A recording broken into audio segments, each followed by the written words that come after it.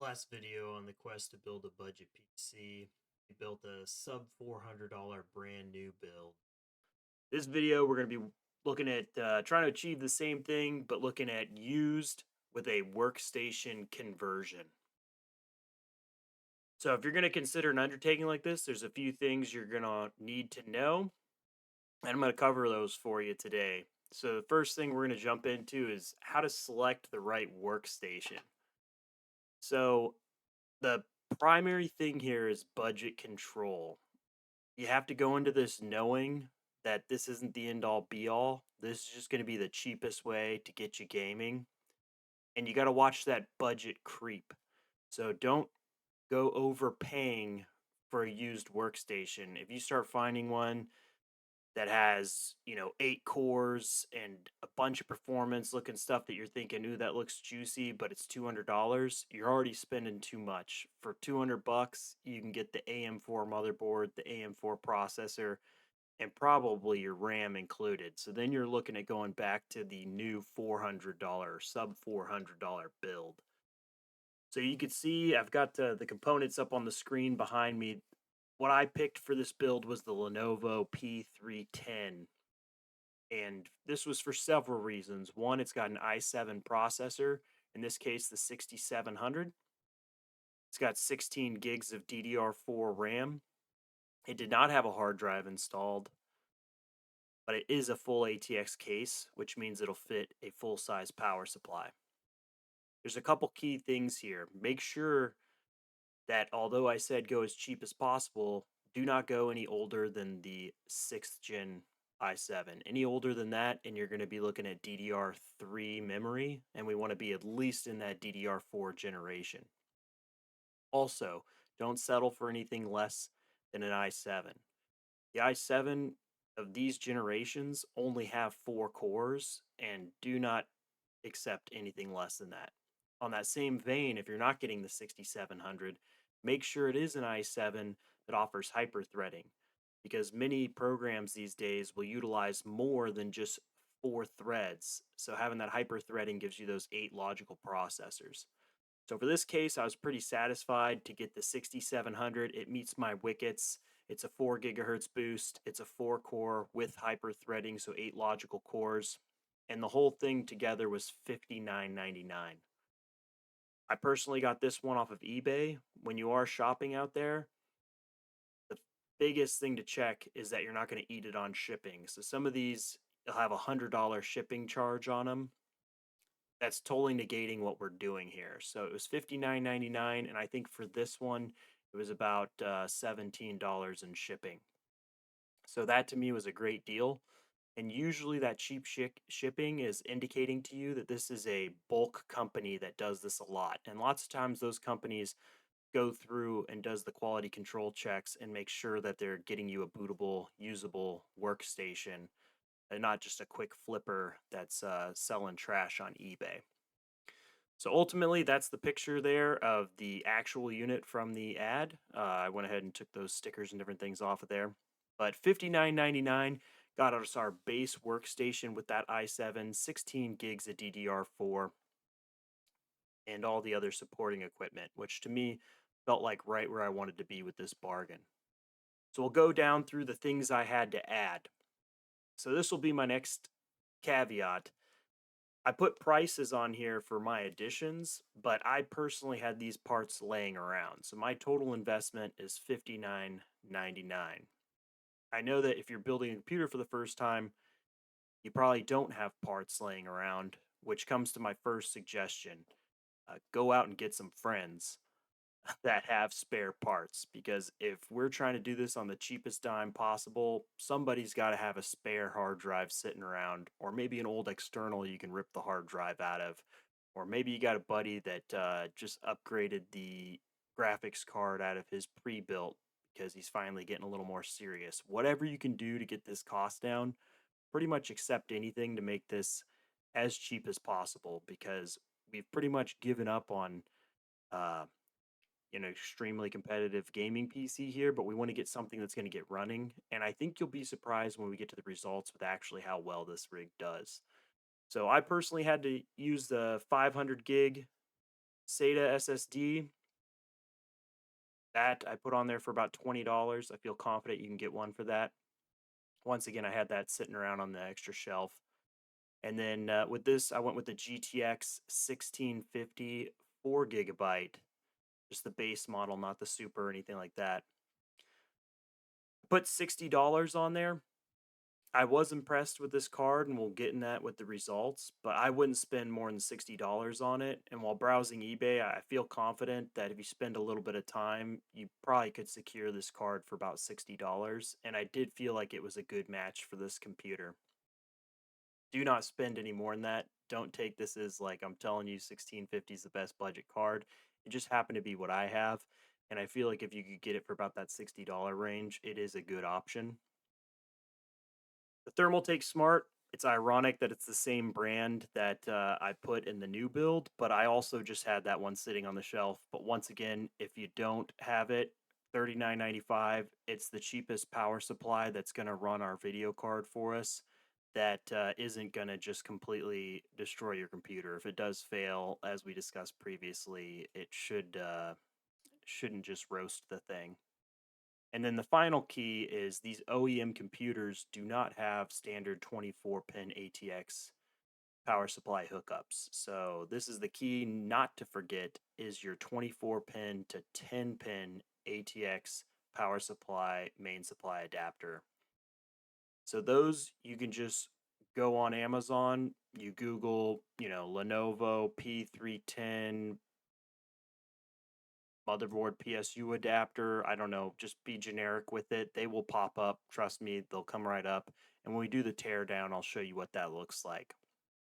So total, my estimate is if you had to come out of pocket for a very similar build, you'd be looking under $200. So now we're having the budget that we had on our new build. So the new build was about $399. Now we're looking at $189 here. And then hopefully you can be thrifty and maybe get some stuff cheaper than that. If you're shopping around on Facebook Marketplace, eBay, whatever, have a couple buddies that maybe have a few spare parts. The only thing I would say is I would not put a traditional hard drive at this point while gaming. Most games are designed with the consoles in mind, and they all run M2 drives. SATA drive's still going to work, but do not cheap out so much that you go with a hard drive. That would be my one bit of advice. But yeah, from here, I'm going to go ahead and switch over to my workbench so we can look at the teardown and have a couple more comments, and then we'll get right into seeing how this thing performs. When you get this thing open, what we're looking at here, it's got the Intel i7, that 6700, not the K version. But when you're looking at these OEM motherboards, it's not worth getting the K because the whole point of the K is it's unlocked and you can mess with the multiplayers, do stuff like that. But the BIOS that's in these OEM boards, they're not going to let you do that anyway. So it's not really worth messing with. And you got your 2x8 sticks of DDR4. I believe this is just 2400. So not the fastest RAM in the world. Not like the 3200 is not fast either, but a little slower than what we got going in our brand new build. But it's going to match up with what we got in here. And then you can tell, this came out of some business. Maybe they're doing something where they didn't want their information compromised because they went ahead and removed the hard drive here for me. We'll get a replacement hard drive in there. It's not that big of a deal. And then, you got your CD, DVD burner so you can feel like you're in junior high again. Start ripping some CDs. Give all your buddies, the newest System of a Down album or whatever. Then as far as cooling goes in here, you only got, obviously your CPU cooler and your one rear exhaust fan. There's a spot in the front for a fan, probably 90 millimeter, but currently one's not installed. You start adding more and more components to this. Do keep an eye on your temps because you get more heat generation in here. The factory cooling might not be enough. On that topic, a lot of these companies actually they call it maybe like a light refurbishing that they'll do on these models. You can tell they clean this thing up pretty well. I mean, it's looking nice on the inside. Some of them will actually repaste the CPU for you, but I never really trust it. I always check myself. Just remove the 4 top screws. You got the 1 power pin here, and just make sure it's got a good paste on it. If this thing's been just running 24 hours a day in an office and it's got OEM paste from 2016 on it or something, Just not going to do great for you when all of a sudden we try to crank it up, start doing some gaming. And then the main thing here, if you're not going to replace the power supply, you're going to be limited to the 75 watts that your PCIe can supply through the motherboard, which is just not going to get you a very powerful graphics card. You're looking at, something like a GTX 1030, like AMD 6400, something like that. It's not going to put you where you want to be. So we've got to replace this power supply. But first thing you'll notice, they got cables all over in here, is when you pull your motherboard main connector here, it's not a standard ATX connection here. So what you got to do is, luckily, you just go on Amazon and get these pretty cheap, but you can get standard 24 pin to your, I don't know, it's like a 10 pin or something, 12 pin, I don't know. Yeah, probably a 10 pin. I'm not going to count them. You get what I'm saying? Basically, this will hook up to the motherboard, and it'll hook up to our standard power supply. Then we can get our power going to our upgraded video card. So overall, that's what we're going to look to do here. Is we're going to replace this power supply. We're going to use our adapter. Don't forget to buy one of those, or else you're just going to be waiting for that thing to ship once you figure out that you can't use this power supply. And then we'll put a little bit of a video card in this thing and see what we can do. But let's get to building.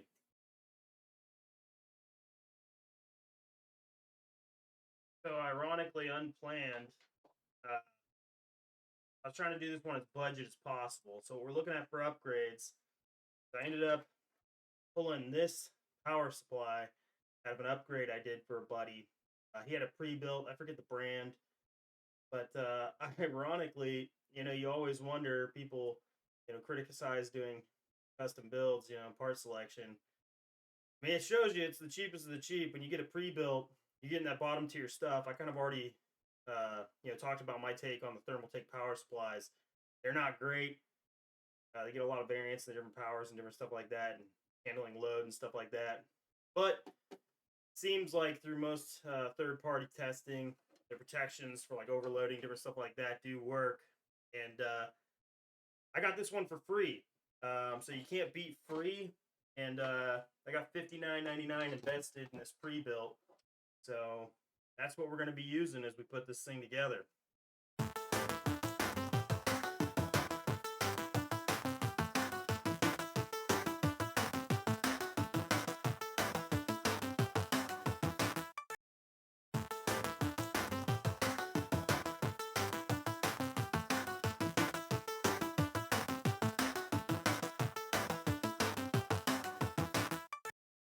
All right, so right here we've made it into the Lenovo BIOS. And if you remember, like I was saying, there's really no point in getting a K series, besides for the minor boost from the factory. Once you come in here to these Lenovo BIOS, this thing looks like a like DOS computer back from the days. Not nearly as fancy as the stuff we were seeing on our custom built PCs. But when you come into here, from our breakdown, we saw the RAM supported up to 2300. However, or sorry, 2400 on DDR4, 2400.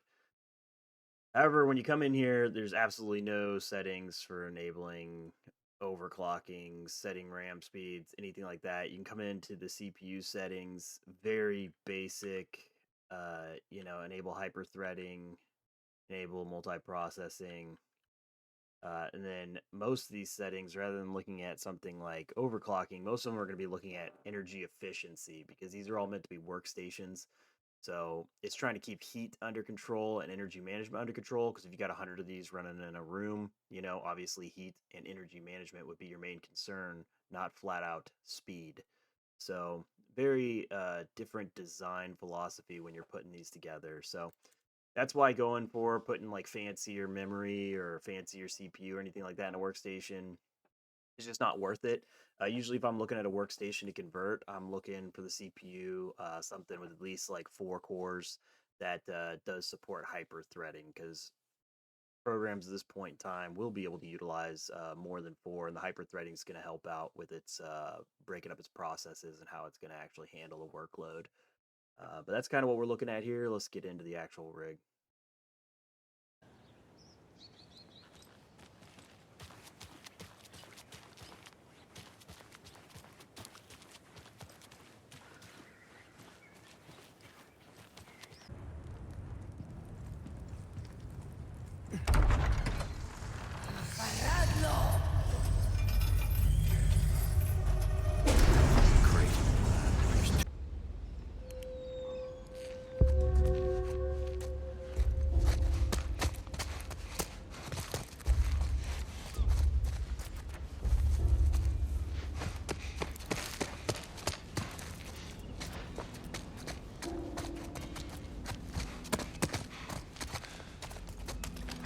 Wrong day to screw with us. Go fuck yourselves.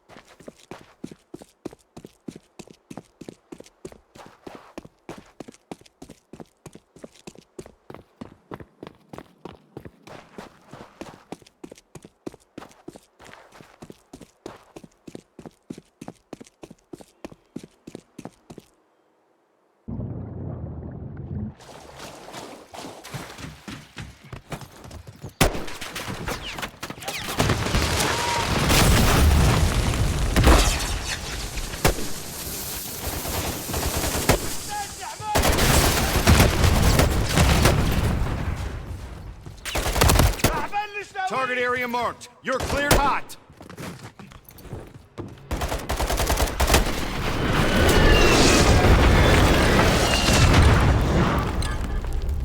On your six.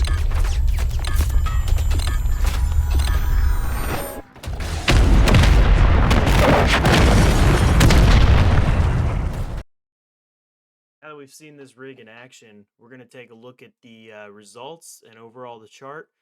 We're going to talk about the good and the bad and the ugly on this chart because this was a roller coaster testing this thing. There were moments where I was so excited with its performance for the money that we had invested. And then there was other times I was just thoroughly disappointed. And when you're looking at this chart, it probably looks a lot like our brand new build, but there's some key differences and we're going to get into that. So we'll start off with the good. This is a newer architecture video card. So the RX 580, we've already discussed it. That was in the new build. It's aging quite a bit, initially released in 2016.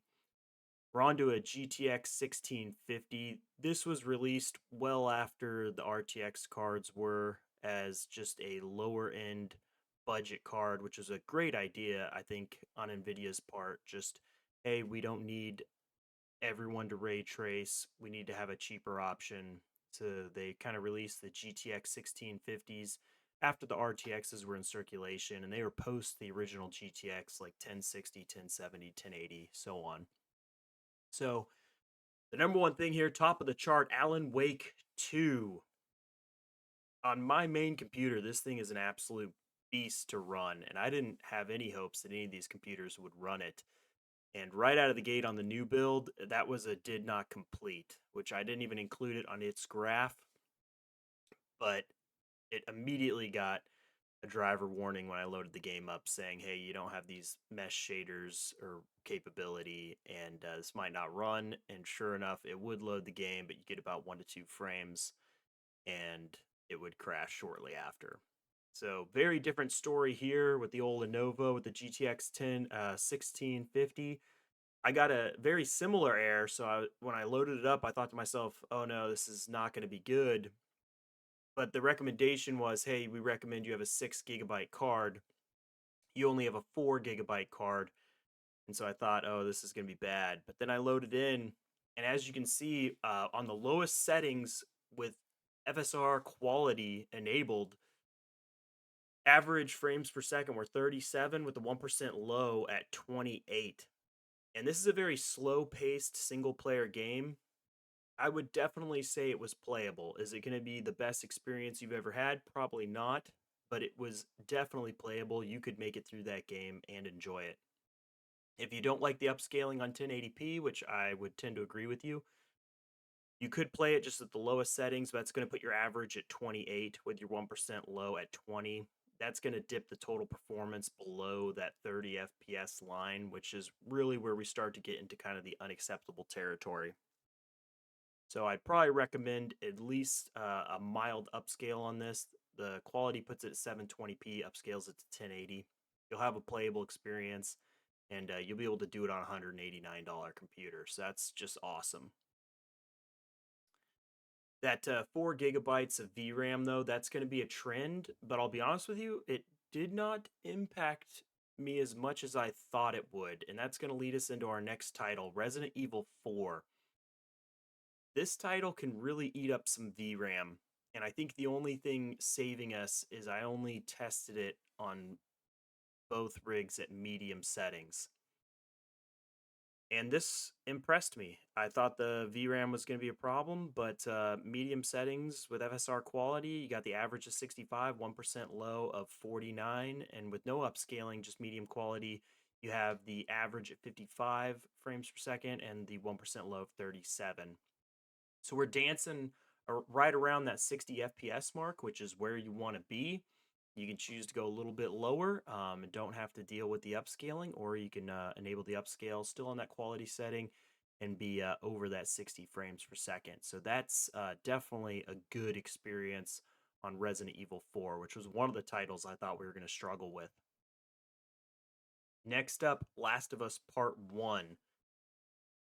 Another victory here. This is the good part. So as you can see here, starting at the lowest settings with FSR, you're going to be 57 on the average, 38 and the 1% low. Lowest settings, no upscaling, 48 on the average, 30 on the 1% low.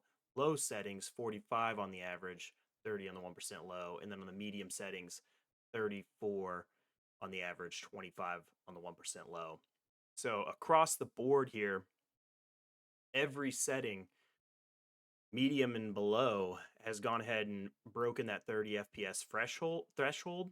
And as we get into the lowest settings, we're almost approaching that 60 FPS. So this, for an absolute budget of $190 roughly, is where you want to be, because if you want a little bit more of those visuals, you can enable them, still be above that 30 FPS on average. And then that really bugs you and you like a higher FPS experience, you can downgrade some of those visuals and get yourself closer to 60, which is just awesome. Next up, Cyberpunk. Once again, this is not a ray tracing enabled card, so these are all going to not include ray tracing. So Cyberpunk with the FSR quality is going to get you average of 58 with the 1% low of 42. Low will get you 46 average with the 1% low of 34. Medium is going to get you 36 average with the 28 on the 1% low. And then Ultra is going to get you 25 on average with the 19 and the 1% low. And you can see here where we start to cross the threshold of that VRAM running out. And this brings us to kind of to an important sidebar. So the computer has 16 gigs of total system memory, and then the video card has 4 gigs of VRAM. What you'll start to see is if you run out of VRAM, it's going to access that page file and start using system memory in order to supplement it. The 16 gigabytes of system memory at this point in time is still adequate for almost all games I've tested, as long as you are just running the game and nothing else. So what that means is I saw anywhere from about 10 to 13 gigs of system memory being utilized with just MSI Afterburner running and the game running. However, if you start tipping over that 4 GB of VRAM and you start digging into up to the 8, which most games want to see, that's going to take 4 from your system. So if you're at 13 being used plus another 4, that's 17 gigs of total memory that this is looking for. So what you can find is in a couple of these scenarios, and Cyberpunk was the first one where I really started to see it, as you up the graphical settings, you not only run out of VRAM, but you can almost put yourself into a position where you're running out of system memory as well. Therefore, just combined, all sources of memory are just running out, and that's where the performance starts taking a big hit. And between the brand new build with the RX 580 and which has 8 gigs of VRAM, and that build had 16 gigs of system memory, it did not tip into those stores at all. So where you start to see the big difference in performance, these cards actually performed relatively similar, but where you see those big difference is when you start upping the settings and you start running out of that VRAM, and then potentially even putting yourself where you're in a bad spot with system memory as well. Which with an 8 gig video card, that 16 gigs, it was never a problem. But in this system, there was a couple scenarios where it was. Now the good news is you're probably not wanting to play at those settings anyway. So most games on 1080p, I was not seeing us really needing to access more than the 4 GB of VRAM unless we were playing at the highest settings. And these cards are just too slow to be doing that in the first place. So it is amplified because of the VRAM shortage. The impact is even worse. However, even if it had the VRAM, I don't think the card would be fast enough that you'd want to play at those settings. And once you lower the textures down in some of the other settings, you come below that VRAM threshold, and then all these problems alleviate themselves. But from you can see from the chart on Cyberpunk, the frames per second start dropping off pretty quick, and that's exactly what's happening in this system. And then the next game up, Forza, demonstrates it even better. So as you see from the lowest to the low to the medium, you have a pretty stable trend line there. And then all of a sudden you dip into the extreme and it just falls off a cliff. So Forza on the lowest settings got you 109 on the average, 78 on the 1% low, 90 on the average, 68 on the 1% low, and then 74 on the average, 57 on the 1% low for medium. And then once you go into extreme, you dip down to 25 on average, 21 on the 1% low, which is quite a large drop. Your average is less than 50% of what we had on medium. And there are a few other settings in between medium and extreme. I just didn't want to test them all. I just wanted to have an example to demonstrate this. Within the medium settings, we're well within the VRAM limits of this card, but anything above medium, with extreme being the worst case scenario, it's just not going to play. Now at 1080p, this game's actually very interesting. It has a pop-up that actually shows up during the benchmark and says, hey, we're requesting 6.6 gigs.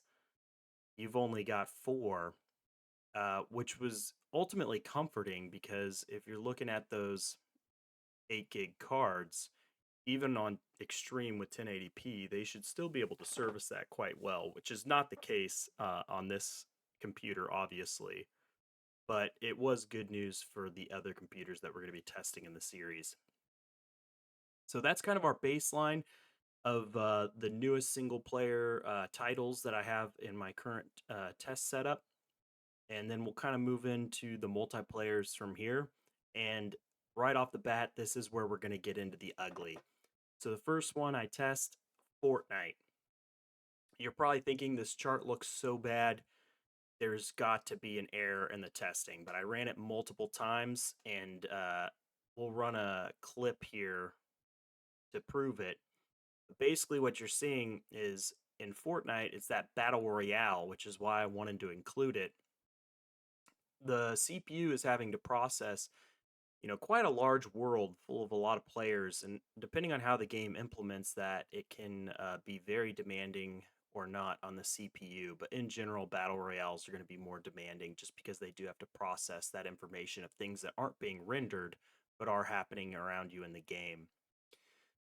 So as you can see, the averages look pretty good. Fortnite on the lowest settings, our computer averaged 126 frames per second, but then that 1% low of 1. And then on the medium settings, 96 frames per second. I don't know why it seemingly got a little better here, but the 1% low of 6. So we'll go ahead and run that clip real quick, and then we'll talk about it a little bit more.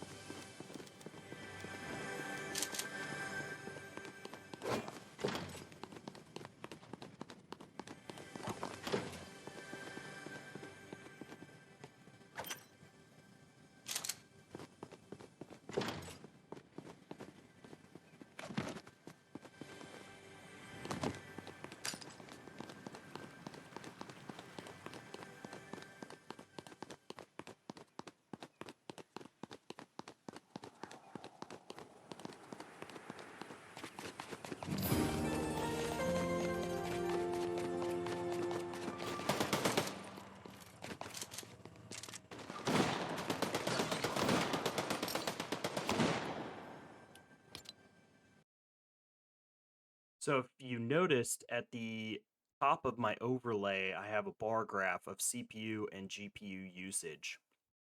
And throughout my tests, the i7-6700 was a pretty decent pair for the GTX 1650. It was usually around 50 to 70% usage, which gives you a little headroom, and the GPU is usually maxed out at 100%. In those clips of Fortnite, you can see that the CPU is absolutely at its max. It's just riding 100%. Every once in a while, it dips off 100%, but it's just riding 100%. And then that frame time graph is just jumping all over the place. And that's indicating that there's quite a bit of stuttering. What's impressive is it's so much to register on that 1% low. So that's measuring what you're getting 1% of the time. So usually during quick action scenes or something, the frames might dip for a second and then recover. There's enough stuttering from the lack of CPU horsepower that it's registering 1% of the time. You're only getting 1 to 6 FPS depending on your settings. So that is pretty bad, especially in a competitive online game. When you go head to head with another player, your frame rates are going to drop to a still image and it's not going to go well for you. I had a feeling prior to executing any of the testing that we were going to find this eventually, and here it is. So this is kind of the con of going with the used hardware because the i7-6700 is ancient by today's standard. However, the pro is just how cheap it was. The total computer prior to modification was $59.99. So this is going to get into really being honest with yourself on what type of games do you play, because if you're playing battle royales, this just isn't going to be the setup for you. But the performance in some of these other titles, it's actually very good, even on some of the newest releases to come out, within the last year. Very good for the price. So it's really going to come down to your play style. So that's the ugly. We'll get into the rest of the graphs here, and we'll continue to see a little bit of an impact from the CPU, which is to be expected on these higher FPS esport games. But that was the worst example. So if you look at Valorant, Average 215 FPS, 1% low of 141. That's a large variation. I think we're seeing the same thing where occasionally the CPU is getting hung up. However, very playable experience, still a great frame rate. Even the 1% of the time, you're still seeing 141 FPS, which is higher than most people's monitors can support. You move on to Counter Strike 2. On the low settings, you've got 248 FPS with the 1% low of 135. Medium settings, 212, 1% low of 108. And the highest settings, 118 with the 1% low of 87. So very good performance there. This will be a great computer to go out, play some Counter Strike 2 on. Notice once again on the highest settings where we're more GPU limited, that 1% low is much closer matched to your average. I think we're running into the same thing where those 1% lows are significantly further away from the average as we get higher and higher frame rate due to the older generation CPU. And then finally, as we move into Modern Warfare 3, once again, I put in the bonus round of the frame generation. I would not play an online game with frame generation, but it's interesting to see. We're running a GTX 1650, which is an NVIDIA card. However, this game does have FSR3, which supports across the board. AMD has recommendations of how you should use it, ideally a 6000 series AMD card or higher. However, we're seeing in this title that it does work, but once again, it adds latency. So I would not run it. The entire goal of having high frames per second is to get as much information as quickly as you can on online games. So adding latency in there is just not worth it. However, it is interesting to see that the technology does work on a much older generation NVIDIA card. So with the minimum settings, FSR quality and frame generation on, you're looking at an average of 104 frames per second with a 1% low of 66. If you turn the frame generation off, you're looking at 68 frames per second with average with the low of 50. Minimum settings with no upscaling, 52 on average with 35 on the 1% low. Balanced, 46 on average, 31 with the 1% low. And then extreme, once again, you can see that we're running out of VRAM in this case. It was giving me messages saying, hey, you're going to run out of VRAM. And just as planned, it happened. Once we went up to extreme, the average dips down to 29 with a 1% low of 19, which is going to put me personally out of my acceptable range, especially on a multiplayer game. I minimum want to get this over the 60. So if I personally was doing it, I'd probably be playing on those minimum settings with FSR enabled in order to ensure I'm getting over 60 frames per second on average. So ultimately, that's how the game's tested on the Lenovo P310. Overall, it did better than I thought it was going to do. With using just some spare parts I had around and a $59.99 eBay workstation, I was able to load up Alan Wake 2, which is an absolute accomplishment. I was able to have playable results, sometimes even breaking into the 60 FPS on modern single player titles. But once again, if you're going to undertake something like this, just realize that CPU is going to hit you in the most inopportune moment. And unlike the VRAM, where you can just lower your graphics settings, the CPU, there's not much you can do. If the game is having to process a lot of information, it's having to process a lot of information. There's no graphical setting you can lower to alleviate that. And that's going to hit you in the hardest way possible. So, for a certain party, I could definitely recommend this computer. But if your thing is online battle royales, unfortunately, I just could not. And you're going to need to step into newer generational CPU platforms. But the good news is, in the last video, we reviewed a computer that was completely capable of that with that Ryzen 5 5500 and much more processing power on that CPU than something old like this i7 6700. That concludes my performance review of the Lenovo P310 with the i6700 and the GTX 1650. So far in the series, we've covered our sub $400 brand new build. We've covered our workstation conversion. Next up, I will be releasing a video with my personal budget build, going over some of the decisions that I made while I was building it and where its performance lies. It will be a little more expensive, but I'll detail why I made those choices. And then finally, we'll wrap it up and compare all three builds to see where the real value lies in creating a budget PC. And those videos should be coming out shortly, but thanks today for watching.